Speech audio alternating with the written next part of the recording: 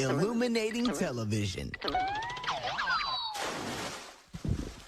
Nickelodeon. Nickelodeon.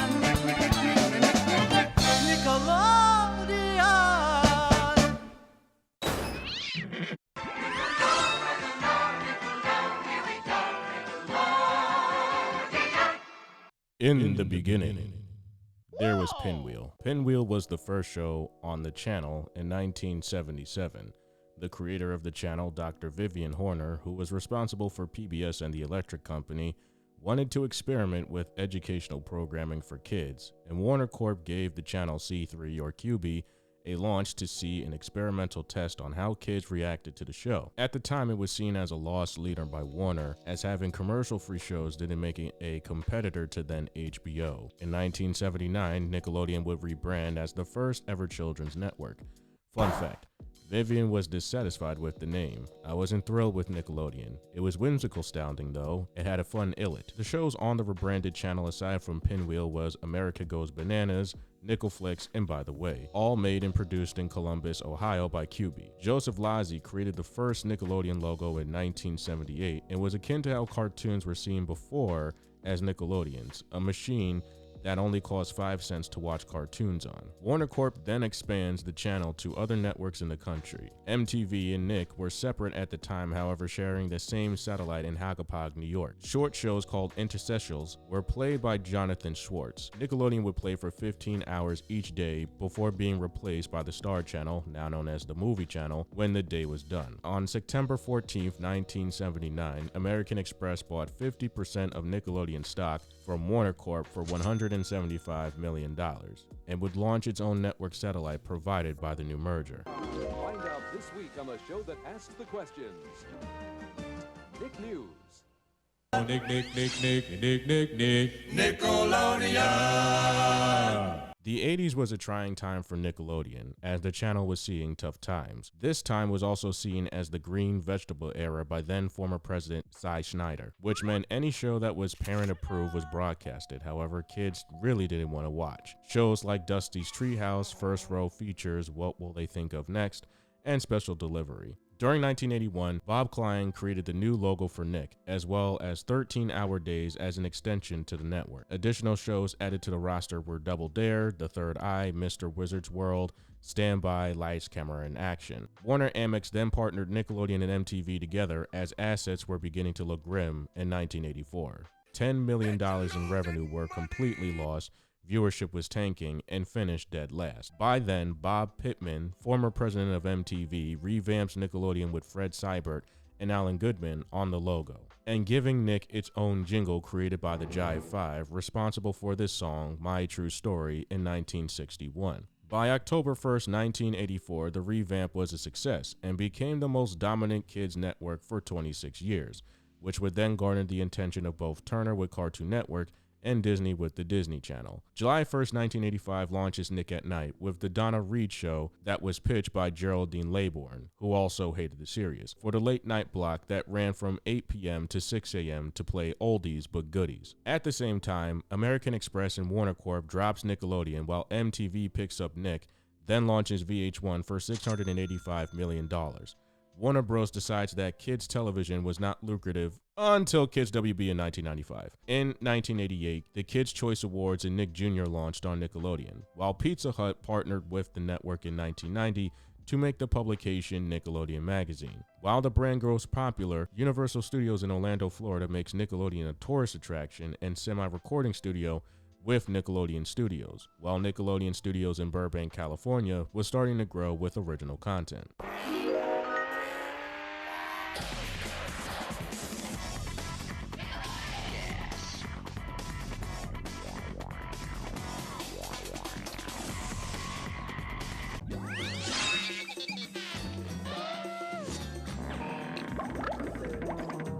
Nickelodeon was a dominant source for children's programming. However, the problem was the network relied on Canadian television shows. August 11th, 1991 was when Nicktoons debuted, but it gets a bit deeper than that. Geraldine Laybourne during the 70s made the first actual Nicktoon called Video Dream Theater, however ran into financial trouble that left the show unaired. Later on during the bad years picked up Ralph Brasky with Tattertown. By 1989, Geraldine would gather the team at her house to redefine the purpose of cartoons, as she pointed out that the main goal of cartoons was to sell toys and merchandise. Everybody else was doing toy-driven stuff and it was garbage. It's hard to create a character out of a toy for a lot of reasons. You have a limited time to produce because you have to get the thing out when the product hits the market. How about instead we do this radical thing of looking around the country for animators who have great characters living inside them. Geraldine, then in the early 90s, would look for artists in LA. In charge of scouting was Vanessa Kofe, who did Nick Thanksgiving Fest in 1988. In 1991, the goal was to put the artists and characters first, and then the money would follow. The pitch, concept, and story, as well as a reversal from Disney cartoons, was what was needed. With a $100,000 budget, Nick secured 2 out-of-house animation studios, Jumbo Pictures and Klasky Super Incorporated. Doug and Rugrats were the first 2 animated Nicktoons following Ren and Stimpy, which came from a variety show called Your Gang by John Krafalski. With the success of Rugrats and Doug, Ren and Stimpy creator John Krafalski was fired by Vanessa for breach of contract, delayed episodes, and crude humor by him. But that situation doesn't exist anymore in America. It's no longer a free country, it's communist or something. And you can only make cartoons that are politically correct, just like everything else. You can only make cars that are politically correct, and you can only make movies that are politically correct. The internet eliminates the need for distribution, which is one of the world's great evils. The rights, however, were bought and given over to Bob Camp to continue the show. In 1992, Nickelodeon in-house studio Games Animation created Rocko's Modern Life, which was greenlit and becoming popular. Because of this initial success, Sony Warner partners with Nickelodeon to release VHS tapes of episodes before being sourced by the parent company, Paramount Home Entertainment. By 1995, Viacom issues a budget freeze which cancels Ren and Stimpy, then Doug, but sells Jumbo Pictures to Disney to revive the Disney show on one Saturday morning in 1996. The rights are still owned by Nick, however. Don't know how that's possible. Kablam in 1996 became an underrated animation show that took random styles in animation and showed them in different shorts with Sniz and Fondue, Life with Loopy, Prometheus and Bob, and birthing the Nickelodeon series Action League Now and Angela Anaconda. Hey Arnold also debuted at the same time, created by Craig Bartlett, based off of the character made from claymation on Pee-wee's Playhouse. In 1997, Nick spent $350 million in animation investment, and pilots SpongeBob SquarePants and CatDog were in production. SpongeBob by Steven Heilenberg was almost abandoned as Nick wanted SpongeBob to be in school rather than an adult working a job. The pilot SpongeBoy Ahoy was a hit but ran into copyright issues as SpongeBoy was already trademarked. Steven then meets with voice actor Tom Kenny, who voices different characters on different projects. Tom pitches the idea of SpongeBob's last name with him saying, quote, "Look at this sponge with square pants thinking he can get a job at a fast food place." By 1998, Oh Yeah Cartoons by Fred Seibert became a test subject for cartoon pitches akin to What a Cartoon in 1997, which would birth a few cartoon shows such as Chalk Zone, The Fairly Odd Parents, and My Life as a Teenage Robot. By then, the Rugrats movie would then make the first Nickelodeon animated movie to compete with Disney and beat Disney's box office by $174 million. By then, a second movie as well as 2 other cartoon pitches were becoming movies in production. Nickelodeon presents Jerk Chicken and Fish Out of Water. That's me. I'm the star. He's the sidekick. You got a snick to snack.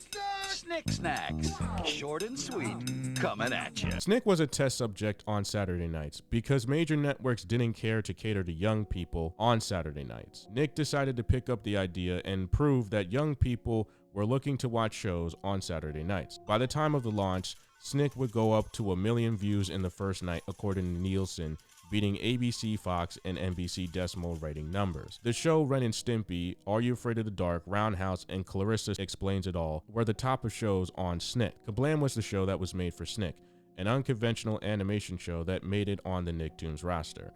By then, new shows such as The Adventures of Pete and Pete, All That, and The Secret World of Alex Mack were replaced after Roundhouse and Clarissa ended seasons. The block would run for 15 years, and was a time where the 8 to 10 p.m. slot would be filled with preteen to teenager demographics.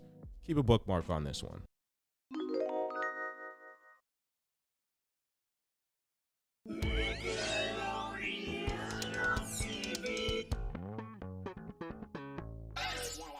Nickelodeon would get a bit more corporate and saturated with brand and advertisements than ever before, but still held true to the original philosophy of creating shows. However, with the successes of SpongeBob and the Fairly Odd Parents, Klasky Super was creating the Wild Thornberrys as told by Ginger and Rocket Power. Angry Beavers joined the roster in 1997. Nickelodeon would then make a few more moves regarding expansions. In 1999, with the success of Nick Jr., would then partner with the Sesame Workshop to create the Thinking Channel, then renamed N-O-G-G, I am Noggin.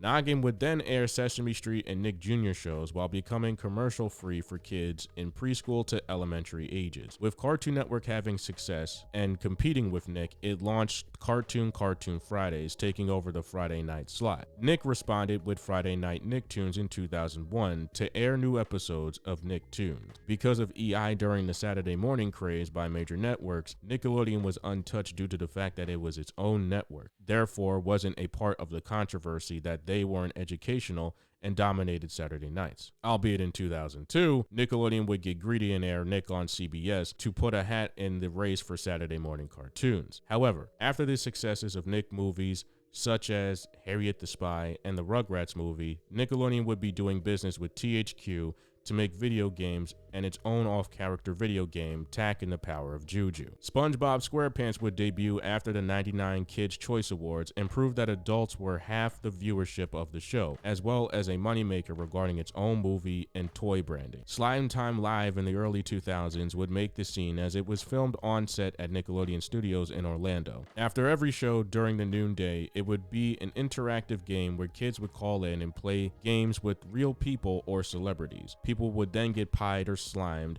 as it was a running gag or if they won the game. Fun fact, this show holds the Guinness Book of World Records for most people pied and slimed in a show airing. Nickelodeon, however, needed a new hit show second to SpongeBob, then looked to Jimmy Neutron, which was a struggling pilot as Runaway Rocket Boy and Johnny Quasar. Steve Odekirk was inspired to pick up John A. Davis's pilots and merges it with his own production company and creates it with CGI Lighthouse 3D and Project Messiah.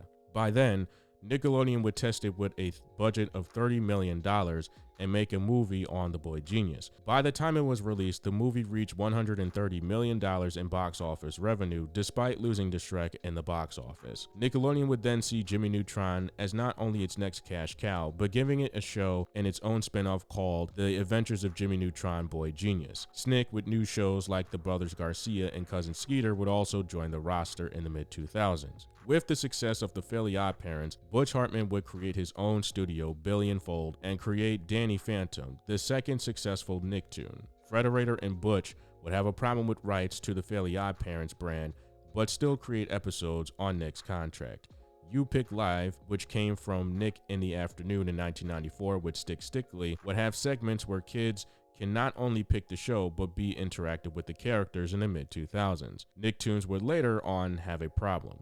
Many seasons were ending, out-of-house studios would lose contracts, and Nickelodeon would expand its own Nicktoons channel. By 2002, Noggin would expand its sister channel to cater to teens called The N. Noggin execs decide that the 6 p.m. to 6 a.m. slots were important for teens to watch the shows they wanted to watch. Canadian drama Degrassi was gaining traction and opened up not only channel view traffic, but actual real discussions on what's happening regarding actual teen issues. This would also put certain live-action shows from Nick on the block after cancellations. In 2004, Nick would separate from Nick at Night due to Nielsen getting complaints from channels that Nick was manipulating views, and then a law being passed that networks must have 51% or more of a day part to qualify for ratings. In 2005, Nickelodeon would expand into anime with Avatar: The Last Airbender, which at the time was very revolutionary as it wasn't imported from Japan and was Nickelodeon's original work. During 2006, Nick on CBS would discontinue. Spider and fly. Spider and fly. Spider and fly. An entire day devoted completely to play. In honor of the Worldwide Day of Play, Nickelodeon is currently off the air from 12 p.m. to 3 p.m. Nickelodeon would lose its luster as SNICK would be canceled in 2005. You Pick Live would end. Nickelodeon Studios in Orlando, Florida would close down due to financial hardships. Moving from Florida to California Games animation would shut down, Klasky Supo dropped, and presidents would switch to gain a more corporate edge. That and SpongeBob Still Alive. Nickelodeon would also expand to hotels and food brandings to stay afloat, while SpongeBob, after its first movie, would see a change in viewership. MTV and Sony would also partner with Nickelodeon on creating music and albums with its child actors getting into music. The Naked Brothers Band would be a music TV series with 2 real young musicians that would make numbers from 2007 to 2009. Nickelodeon would also keep Steven Hillenburg and Butch Hartman until Steve died and Butch's contract was up with Billionfold Inc. Frederator Inc. would create a new experimental show to create new shows from the Frederator studio called Random Cartoons. 2 shows were piloted, Fanboy and Chum Chum, which was just called Fanboy, and Adventure Time. Guess which one Nick chose?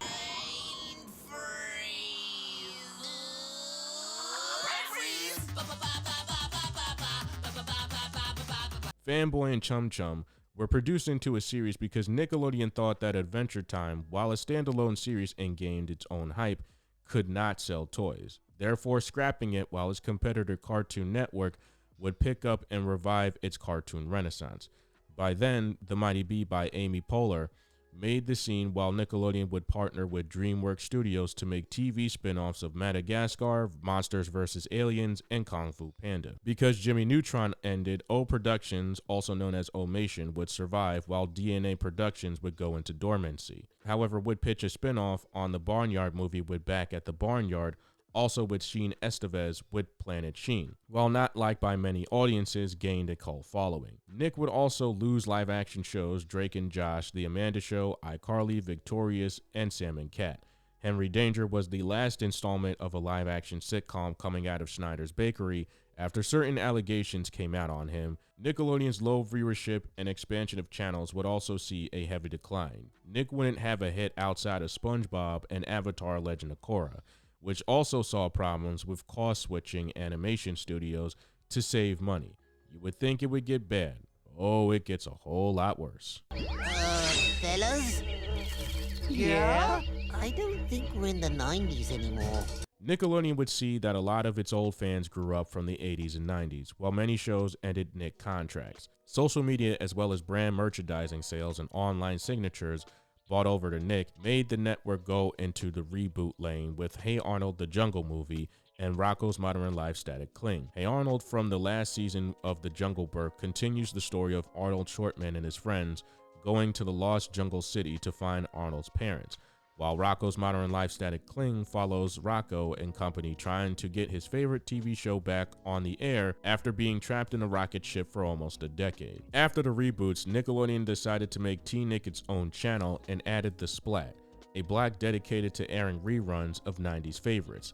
But it wouldn't stop there. After the launch of Paramount Plus, iCarly, Rugrats, and Fairly OddParents received reboots as well.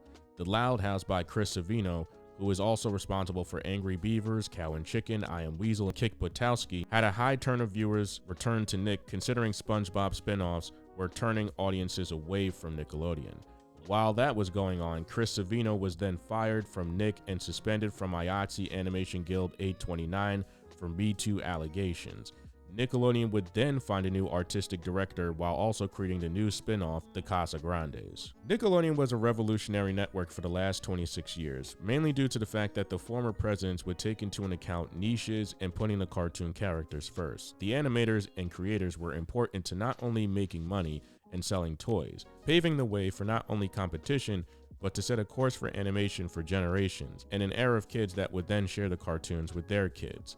Nick was interactive, wacky, but also engaged real-life conversation with the content, engaging kids to understand the world around them, and that they were not alone regarding certain social issues. Nickelodeon, with its sister channels, proved that kids and teens were looking to be catered to, and with the limited networks not seeing how lucrative ad revenue was with cartoons, Nickelodeon earned its title as the first kids network. Nickelodeon would then inspire Cartoon Network to revolutionize blocks and become competition. Where Nick lost its way was when presidents only saw monetization of already popular titles without understanding why they became popular in the first place. The problem is, Nickelodeon lost their way regarding seeing way too much success with certain shows and only carrying one show as the cash cow, while in return rejecting its core philosophy and only being about corporate interests. Can you say Nickelodeon being the diamond in the rough only made it so that it would see the exact same fate of what happens when you taste too much success? Maybe. However, in its heyday, proved to the world that you can make an empire by trial and error. And that's what Nickelodeon was. The trial and error take a risk of a cartoon company. We're not just cartoons. We're Nicktoons. Not just cartoons. We're Nicktoons. Not just cartoons. We're Nicktoons. Not just cartoons.